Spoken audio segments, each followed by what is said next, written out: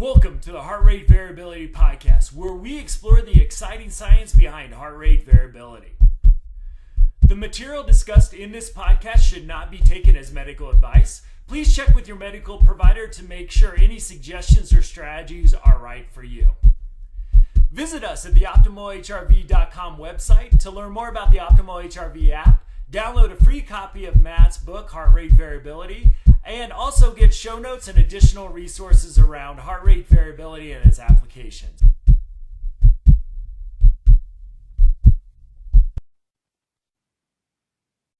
Hello, everybody, and welcome again to another episode of the Heart Rate Variability Podcast. Jeff Summers here, joined by Mr. Matt Bennett. Matt, it's been a couple weeks. I've been on, and you've not been on. That is very abnormal for us. Yeah, it's great to be back. Appreciate the little bit of a break for vacation. Went to South Carolina in late June. It was really hot, but good to be back in the swing of things. So we got a lot of exciting things. I know I have conferences I'm going to talk heart rate variability. You're going to a conference with Ina and Janelle, which I'm more and more jealous of. I was like, I don't think I could make this work. I'd have to fly from DC to Orlando and maybe miss a day. And now I'm a little bit wishing I was thinking about that, though, or I think it was Orlando in July. It is. We will be in Orlando next week. Yeah. Yes, that is absolutely right. Which I'm not sure if you've ever been to DC this time of year, but it's not much better than No, it really isn't. That's exactly right. Well, and we were just talking the temperatures. We're recording this on July 19th. The temperatures in Europe and the UK are hitting record highs. I don't know that there's anywhere that's pleasant. Maybe I think we're only hitting 102 today, but it's a dry heat, which after South Carolina, I realize, this isn't something we just tell ourselves here in Colorado to feel better about life. It's still hot. It's real.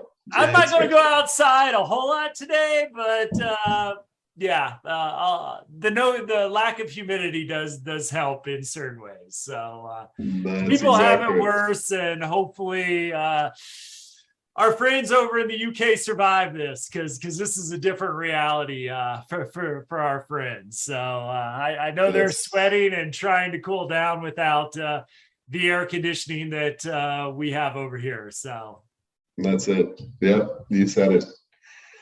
So Matt, let's jump in. It's exciting.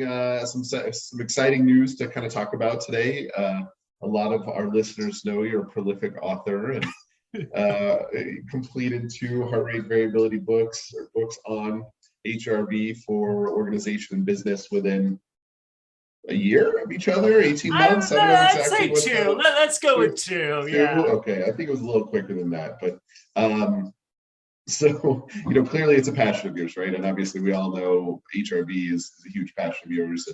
And the big news I think is your decision to make some additions and amendments to the first book and come out with the latest and greatest in terms of updates, research, and all of that kind of stuff. So really wanted to use the podcast episode this week to talk about what that is for the benefit of the folks who have already read the book. There's some new stuff that it's worth going back to check out.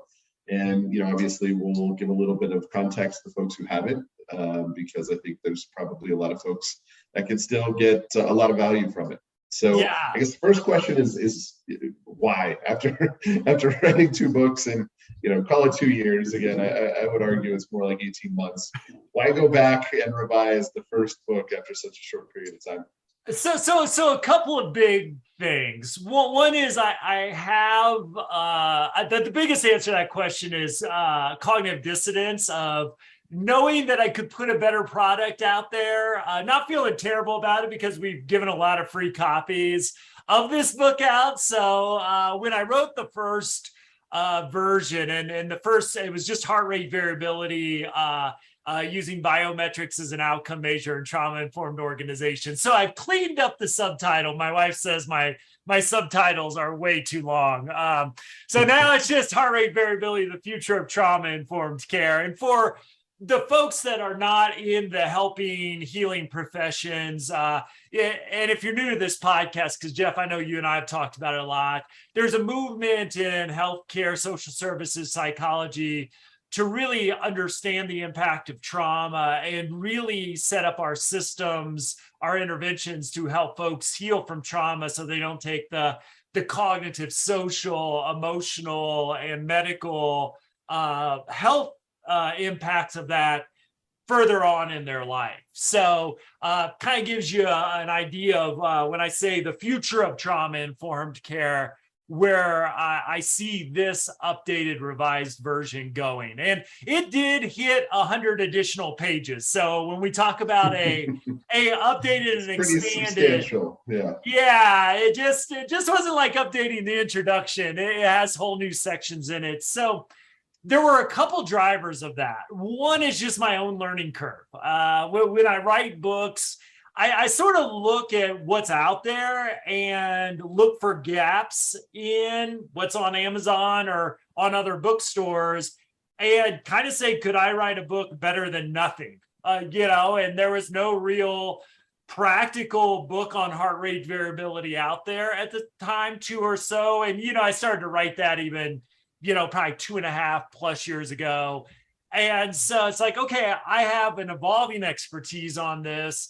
Let's get into that space to at least get people thinking about this and talking about this and know that heart rate variability is out there as a measure of resiliency, of wellness, of social, emotional, cognitive, medical health. So people start to understand what this is. So the initial one was, is this better than nothing? And I think, with that very low bar that I set for myself, I think, we accomplished that. Ironically, more than accomplished that. Yeah, we've had a lot of folks from Europe find the book. So it's sort of had this, Australia folks have reached out for us. So it's had this, it's gotten that message out. The pieces where I had sort of my own anxiety about was that I had 2 additional years of obsessive learning. So it's a good word for it. Obsessive. Yeah. So that there wasn't a heart rate variability app out there for the mental health healthcare arena. Guess what we did, Jeff? We created one to rush into that space. Wasn't a book out there, but just like with the app, I felt like, the app has gotten better over time, a lot better over time. The book just kind of stayed in its form because it's a published book. And so, and so really worked to get my learning curve into it. That there was a better book. The book out there was better than nothing. This book, I think, is hopefully at least twice the book that the original was. So that is my hope, is can I write a book better than nothing? Can I write a book better than my book that was better than nothing? And I think the answer is a confident yes to that. Absolutely. Yeah. Well, I mean, and to your point, I mean, you had really dug into the stuff for a couple of years prior to the first book, but with 2+ years, having somebody like Ina, access to somebody like Ina certainly is going to accelerate your learning curve. And so I would agree, the additions I think are going to be really important for people and really add a lot of context and background to what you've communicated. So maybe take everybody through some of the highlights. I'm sure for the folks, if you're like me, okay, cool, it's updated. What is it? Should I go back and read more, right? Or should I find something new? So I think, what are the highlights? What are the most important things that you've added and why? So the first one, which is why I just felt like I had to update. And the initial thing, and you know me, Jeff, well enough to know, I'll just throw in one additional chapter. Like that's it. I fully expected a brand new book. I know. Well, it's pretty much what you got. Because exactly. The thing that really bothered me about the edition that was out there is it didn't include anything on HRV biofeedback and I'll take that back. It included 2 paragraphs on HRV, biofeedback, and mindfulness. So this was pre-Ina joining our team. And I knew at the time I wrote the original edition of the book about heart rate, but the biofeedback piece of it and a little bit of the mindfulness piece. I'd used some existing apps out there, but I did not really understand the science until I picked up Ina's book and then gave Ina a call, and then Ina becoming a mentor for me. Is here I put out a book into the world for people really struggling with trauma, mental health issues, social issues, trying to rush into this space that nobody was really thinking about with this underserved population.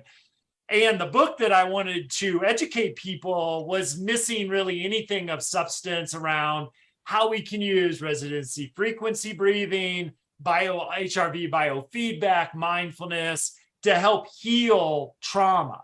Again, I would encourage this going to be the only thing that's going to be, but what a supplement to therapy or medical care or even psychiatric treatment is this intervention crafted around your specific genetic makeup that helps to not only heal the areas damaged by trauma, but also build the areas of the nervous system that support resiliency in life. So it's just like, here's a book out there and I'm missing like a huge amount of the impact that this science could have. So my number one thing was, yeah, I got to get it out there. Like I said, I had a version of this where I just looked at putting a chapter in.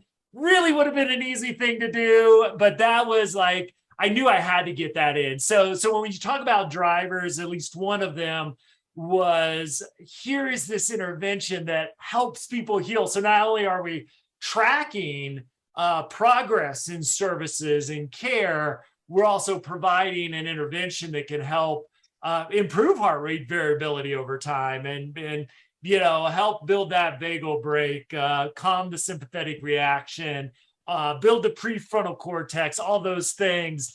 And it just was this huge gaping hole that I had to fill in the initial edition. Yeah, makes sense. I mean, there's the value in tracking something is great, but then being able to then improve it is, exponentially better. It's great to know how things are doing. It's even better to have the tools to be able to improve, right? And so that's what we've done with the app. And, now you're giving people within the book the tools to look into that on their own as well and learn more about it, which I think is fantastic. Right. And RF, like frequency breathing, has just been so impactful in my own life too. So it's like that personal piece as well. It's like, God, this is like, and I'm having my summer up in the mountains, which just ended last week, which is hard. I miss my 75 degrees, but like, I'm still like, pushing 100 average for RMSSD this month. And while there's, again, a lot of variables, including tracking and finding out what works, including giving up alcohol, which I'm still not all that happy about, that RF frequency practice multiple times a day has been one of just a huge piece building my own resiliency and wellness over time too. So it's like, I got to share this with the world, and obviously podcast, the app, it's in the Heartbeat of Business, the book I put out 3 months ago. God, I'm crazy. But it's in there. But in the best of ways. Yes. I had to get it into this draft. So that was definitely one of the key drivers. No, that's great. And for folks kind of in that helping and healing world, especially for some of these underserved populations, really being able to understand how to incorporate this into their interventions. Yeah. I think it's great because it's a really low cost, low effort intervention that has, such great science behind it in terms of its efficacy. Hopefully this means that more people who've never heard of biofeedback or HRV training or anything will be able to, start using it and getting the benefits of it. So. And it's a 14-minute assessment that you can do over time. And like less pennies a day, and you've got this ability to just add a tool to your toolkit to really help people heal. And both medical, one of the things with the conference we went to on the biofeedback, just what this is doing in pain, treatment, all these different things that it has. So while my background is in the psychological aspect of it, what people are doing, like Dr. Dave and Ina, around pain management and other things as well, it's like, boy, this is just like, gold. And there's not, the side effects is it takes a little time each day to do it. But we've got it where costs are. Exactly. Our mission, Jeff, was this is pretty much almost everybody could afford how we've got this priced at this point, for really, if you do your membership less than $5 a month. So I just feel great we've been able to keep the price there while adding value moving forward. I totally agree. Totally agree. So what are some other components that you went back and added? Obviously, that's the biggest one, the most important one. It sort of mimics our trajectory as a company, which makes total sense, right? But what are some other interesting tidbits that are now part of the first book that weren't there before? Yeah, so really there's a whole expanded section on organizational health and resiliency as well. So part of this is when I started writing the first book, as I'm sure you remember, as soon as COVID basically shut down my training business, I'm like, okay, I got to do something with my time. So why not write another book?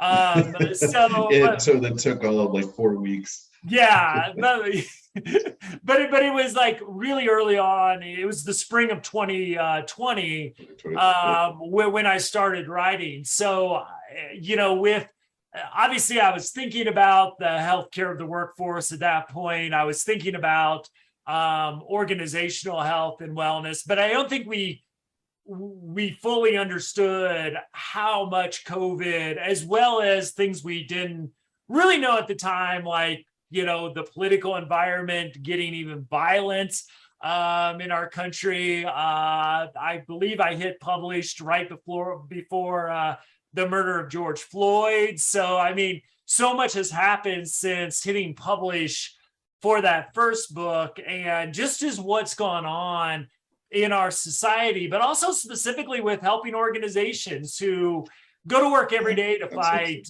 systematic racism and discrimination and health inequities. Obviously, political environment where we're looking at reproductive rights going away. I mean, a lot of the stuff that we go to work every day and we dedicate our lives to are getting bombarded during, in the midst of, I'm paying attention to this new variant that's out there as I'm starting to travel, with COVID still here. And I think a big question mark is, in what way is it here? I see a lot of people are testing positive for COVID now. Is it back? And so we're still in all that. So one of the things that, was really good for me in writing The Heartbeat of Business, where we looked at this, not necessarily specifically for for-profits, but business sort of in general. That's right. Was really looking at, how do we use research out there? How do we use heart rate variability as a biometrics to really help businesses thrive? Now, obviously, the business that I've been in, my life has been helping people heal, helping people live healthy lives, which carries some additional challenges to it when talk about things like vicarious trauma, secondary trauma, as far as just the incredibly disgustingly high rates of burnout in these fields. And so really sort of took some of the really good work that I'm proud of that I did with Ina and Dave, and then really looked at that in the healthcare environment, in the social services environment, in the educational environment, really those industries that have been hit by a lot of trauma as far as the workforce goes, over the last 2.5+ years, and just really writing from that perspective. And so that was sort of a chapter 2. I think there was one on staff wellness and one on organizational wellness in the first book. And now that's basically, it's got its entire own section at this point, with definitely the lens of COVID and the current crisis we're in, is how could we use heart rate variability to help our workforce recover? And I thought that the existing material didn't really cover the situation that we are currently facing. Who knew? my how things have changed in the 2-year period. It's pretty incredible. Yeah, and it's like we're still swimming in it, and it's like yeah. And you see it, you see it. I see it in all my trainings that people are really, really struggling right now. And how do we get people back healthy? It's not going to be kind of going back to some past state, because we weren't doing well before this all hit. That's kind of the dirty secret. In healthcare, in human services, in education, we were a mess. And so it's like we're not trying to necessarily go back. We're trying, and this is where I like the concept of post-traumatic growth, is what do we learn from this? How do we address, how do we both recover to get our mental health back, but also not go back to the place we were at before, because we were doing horrible before this all hit. So really trying to think about, heart rate variability and bringing in other models and best practices in stress management and performance to say it's not okay any longer for those in these helping and healing professions to be train wrecks of professions, to be burned out, to be traumatized. Because if we're lacking the mental, social, emotional, cognitive health to do this work, we're causing harm. And we've got to really address this in a way and take this serious. And I think there's a window of opportunity right now to do that, but we can also kind of lock into the current state if we're not careful. And then I don't know if it's sustainable at that point. Why would anybody want to become a nurse or become a PA and come into this burnout machine that's healthcare, or the burnout machine that's education? And we're kind of starting to see these predictions of people just leaving the professions. I'm watching this in education play out. Screw this. Yeah, where's the motivation? If you're in college right now, what's the motivation to go into education? Right. Other than intrinsic wanting to do, good things and make a difference in kids' lives. But, outside of that, how systematically have we set it up to incentivize people to join that workforce? And and then you talk to a teacher or a physician and it's like, I'm not doing any good. Like there's that point there is like, oh, you think you're going to come here and change children? No, it's not, and it's still there. I'm not saying it's not, and no way am I saying anything bad about. Those are the professions I've been in, I've dedicated my life to. But a lot of these folks right now, if you expect young people to be inspired by us, we'll be the best advertisement for not going into these fields right now. And that's the scary thing, is I don't see how we're going to replace both the baby boomers who are retiring and people just saying, I'm done. This isn't worth my mental health to stay in education or stay in healthcare or stay in social services. And when we get to that point, our society is at risk. What's a healthcare system without nurses? What's a healthcare system where your physicians and PAs don't have the cognitive capacity to correctly diagnose people? And what if you don't have any teachers left in your community to teach your children? So this is the crisis that's boiling right now. I don't know if it's spilling over enough for us to feel it as a society, but if we don't have an emergency response to this, we're in just a whole lot of trouble. So absolutely.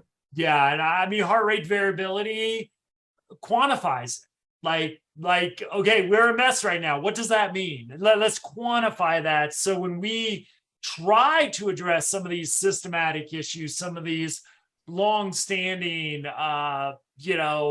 structural issues, we can show that they work, and we can show what's not working. And so it's time, and I'm not saying heart rate variability will necessarily solve all the problems, but it at least lets us know how bad it is and what is working, what isn't working. I want to get this on students in these professions. I know we're talking to that in a lot of different ways. How do we know the next generation of healthcare providers? How do we know that maybe some of the changes we're doing in residency for physicians, which basically used to just burn out and traumatize people, I guess, was their rite of passion?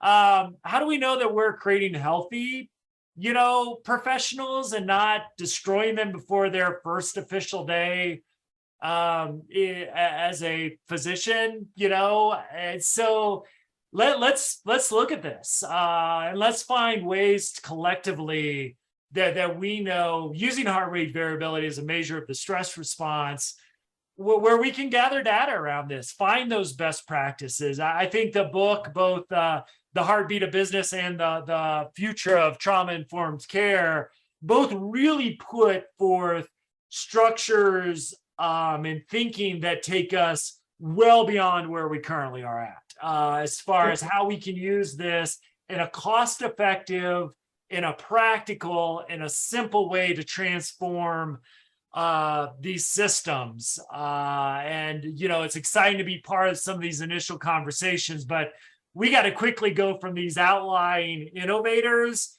to getting ingrained in the culture, or these industries are at, they're at risk right now of just total collapse. And that's right. If they collapse, we know that people in poverty will probably be disproportionately effective like they always are, but It's going to hit us all. So even if you don't care about people experiencing homelessness or poverty, and I know most of our listeners do, of course, this is just going to have just wide implications throughout our society. So there's no doubt about that. Yeah. So hopefully we're here. We're here. We want to be part of that conversation. John, last week on our podcast doing this education, I haven't gotten the goosebumps out of my system from that conversation with him, but he gives us a great example of, here's a paraprofessional, which I hate that terminology because he's a professional. He's a professional. Absolutely. Yeah, I hate that terminology. What he's doing to transform special education. Like, where's our innovator for nurse educators? Where's our innovators in, the Masters of Social Work programs, the undergrad programs? Where's our residency supervisors and education facilities? How do we really change the story in these professions that have just been terrible to maintain the health? Again, if you're in the business of healing and helping other people, it's ethical that we're healthy. It's important that we're healthy. Absolutely, of course. Or we can't do our work and we do harm. Well, that's it.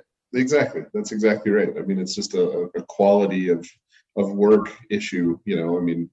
There's a lot more than that, but if you just look at it like that, it's huge. And I think one of the things that's, I'm sort of taking this off topic a little bit, but is encouraging, is we've been approached by some large medical providers who have set up groups solely responsible for providing self-care resources to all of the doctors and nurses and professionals within their systems, but most focused on people in residency and younger people who have not yet sort of fallen into their routines, and developing that. And I think that's really smart, and it's nice to see those programs being developed, those resources being offered, in hopes that the young people can kind of quote unquote ease into their professional career without having to experience the same amount of trauma and burnout.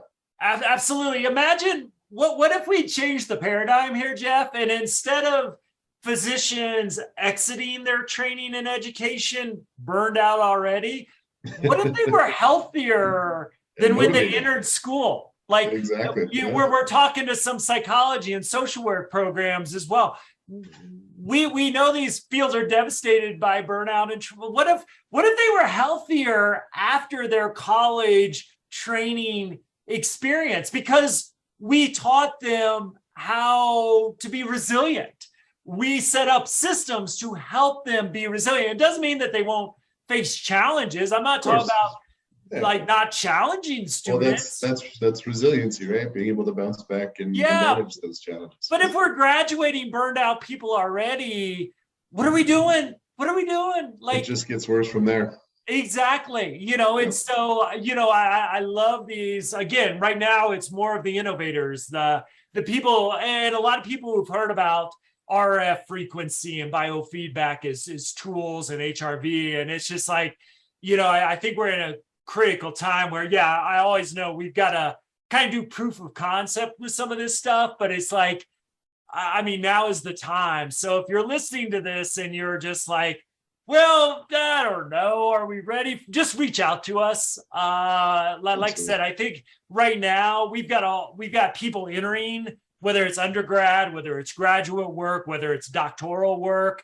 who have been through the craziest stretch in recent memory. And again, I'm just getting older and older. It's been really tough. So a lot of them bring in probably a lower level of just health and well-being right now, just because of everything we've been through collectively as a society. So with this focus on, hey, how do we show that our program actually builds their resiliency, builds their wellness, and provides them skills not only to help people heal, to grow, to transform their life, but also to set them up professionally in a very resilient spot and ready to take on the challenges of this work. And if we could start people out there instead of already being burned out, hopefully we start to transform some of these systems and really create centers of health and wellness that provide healthcare, provide mental health, provide social work, provide educational services, because healthy teachers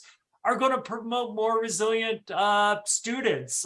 Healthy physicians are going to diagnose you more accurately and give you better treatment. You know, so there's cost savings here. There's a whole by the way, lowers insurance costs and all that kind of stuff. Right? Exactly. We get better outcomes for folks, whether it's healthcare, whether it's social services, and that's going to save us money. You know, let's stop building prisons and homeless shelters doing this work. So, you know, I think hopefully this crisis that we're in, there's that opportunity that's staring us in the face is, okay, we weren't good before. This hit us disproportionately hard. Are we going to continue the insanity, or are we going to do this differently? And I really believe the future of our professions really rely on our response to this moment. And we're all tired right now. So I get how that's hard for all of us, but it's like we've got to find ways out of this. And we've survived it. Now we really have to grow from this experience and just you know, address some of these issues that have just plagued these professions for so long. And you know, Jeff, our talks about folks in the business world makes me realize too, it's not all sunny over there as well. No, I mean, it's the same stuff, you know, just different, right? The ramifications are different. You know, in this side of the world, if I make a mistake, you know, a deal might get pushed, or, you know, something like that, right? We might not make a deadline, or, you know, whatever. I don't make a mistake on the operating table that endangers someone's life, right? Or misdiagnose somebody, and all those things. The stakes are so much higher in these helping and healing professions as compared to selling software or widgets or, you know, Teslas or whatever, right? Yeah. So, but again, that's your life. That's your experience too, you know? So, I mean, at the same time, while I don't diminish that healthy organizations are going to allow the people within those organizations to thrive. We've talked a lot about your world and how health and wellness are hardly ever mentioned at the cost of the businesses and the individuals. So, you know, it's that challenge to all of us right now because everybody's struggling. So I think creating that healthy workplace, is going to create a competitive advantage, whether you're a healthcare provider competing against for